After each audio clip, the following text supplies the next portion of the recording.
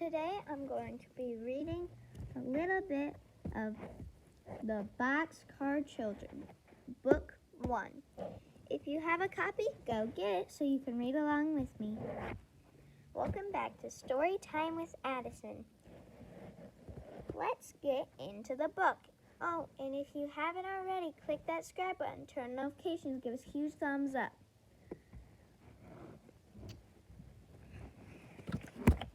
Let's see the Boxcar Children. Leave a comment down below if you want to see me read, me read any of your favorite books. The Boxcar Children. One warm night, 4 children stood in front of a bakery. No one knew them. No one knew where they had come from. This is really old, by the way.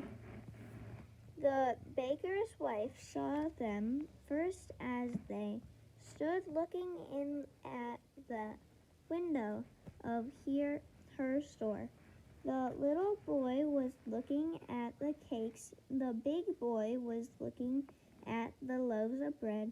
And the 2 girls were looking at the cookies. Now the baker's wife did not like children. She did not like boys at all. She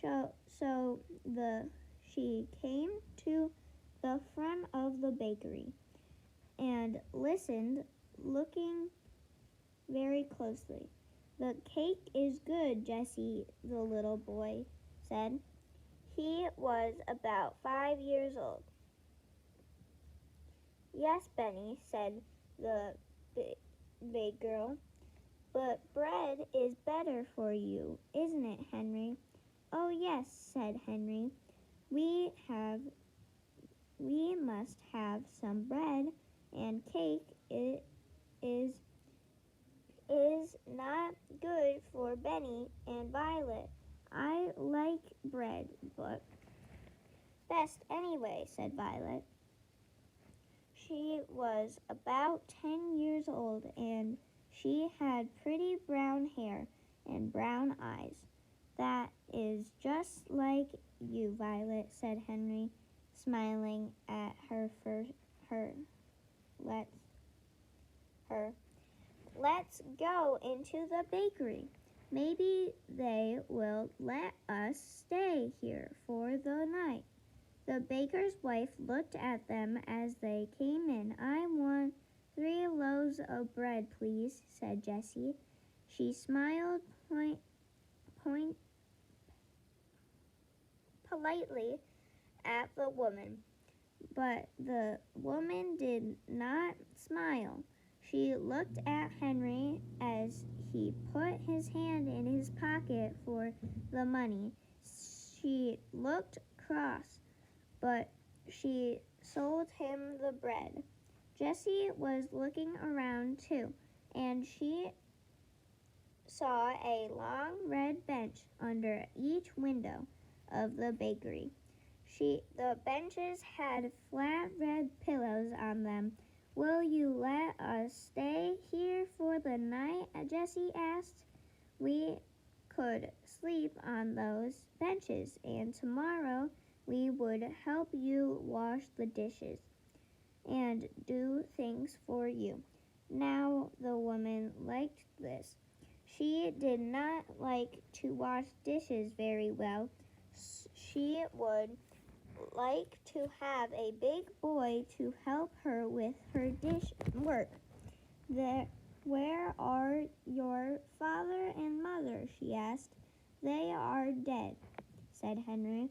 "We have a grandfather in Greenfield, but we don't like him," said Benny. Jessie put her hand over the little boy's mouth before he could say more. "Oh, Benny, keep still," she said. "Why don't you like your grandfather?" asked the woman. "He is our father's father, and He didn't like our mother, said Henry, so we don't think he would like us. We are afraid he would be mean to us. Did you ever see him? Asked the woman. No, answered Henry.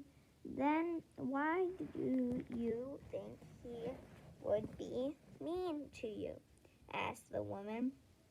Well, he never came to see us, said Henry. He doesn't like us at all. Where do you live before you came here? Asked the woman. But not one of the 4 children would tell her. Well, get along all right, said Jessie. We want to stay here for only one night. You may stay here tonight, said the woman, at least. And tomorrow we'll see what we can do. Henry thanked her politely. We are all pretty tired and hungry, he said. The children sat down on the floor. Henry cut one of the loaves of bread into 4 pieces with his knife, and the children began to eat. Delicious, said Henry. Well, I never, said the woman. She went into the next room and shut the door. I'm glad she is gone, remarked Benny, eating. She doesn't like us. Shh, Benny, said Jessie. Benny, said Jessie. She is good to let us sleep here. After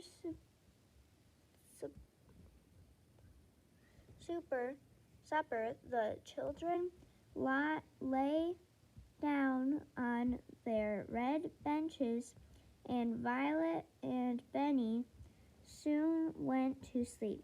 But Jessie and Henry could hear the woman talking to the baker. She said, I'll keep the 3 older children. They can help me, but the little boy must go to the children's home. He is too little. I can't take care of him, the baker answered. Very well. Tomorrow I'll take the little boy to the children's home. Well, keep the others for a while, but we must make them tell us who their grandfather is. Jessie and Henry waited until the baker and his wife had gone to bed. They sat up in the dark. Oh, Henry, whispered Jessie, let's run away from here. Yes, indeed, said Henry. Well, never let Benny go to a children's home. Never, never. We must be far away by morning, or they will find us. But we must not leave any of our things here. Jessie sat still, thinking our clothes and a cake of soap and towels are in the big laundry bag. She said, Violet has her little work bag, and we have 2 loaves of bread left. Have you your knife and the money? Yes, said Henry. I have almost $4.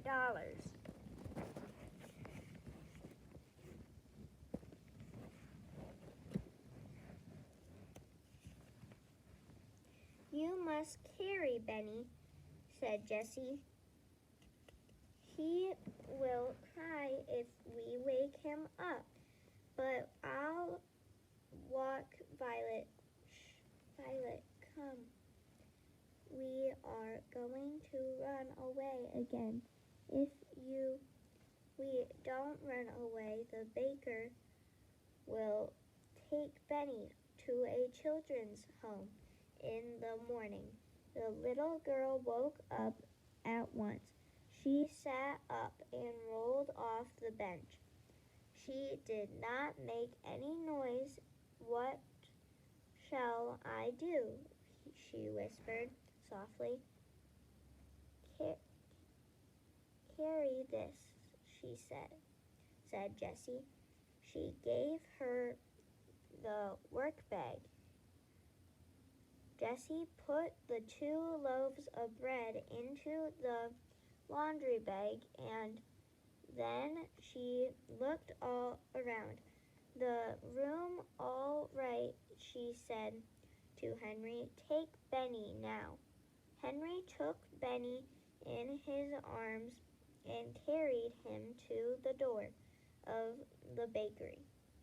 Jessie took the laundry bag and opened the door very softly. All the children went out quietly. They did not say a word. Jessie shut the door, and then they all listened. Everything was very quiet, so the 4 children went downstairs the street. There's Jessie and Violet.